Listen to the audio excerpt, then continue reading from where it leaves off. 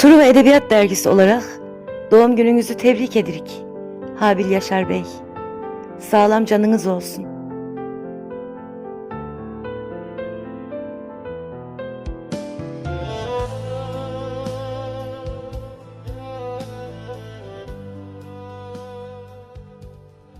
Yağışa bax ilahi, adam kimi danışır, adam kimi dərd çəkir, adam kimi alışır. Bu dərd çəkən yağışın bəlkə həm dərdi mənəm, bəlkə də ürəyində çəkdiyi dərdi mənəm. Nə bilim, hardan bilim, bu yağışın dərdini dərdlilər yaxşı bilər, dərdlilərin dərdini. Yağışa bax ilahi, yağışın ürəyinə, ruhuna bax ilahi.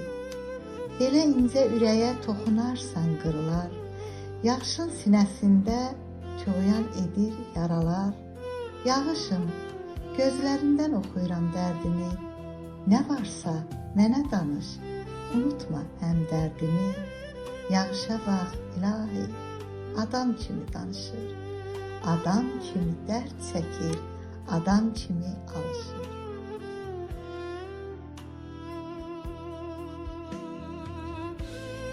Yağmura bak ilahi, yağışa bak ilahi. Adam gibi konuşur, adam gibi dert çeker, adam gibi alışır. Bu dert çeken yağmurun belki hem derdi benim, belki de yüreğinde çektiği derdi benim.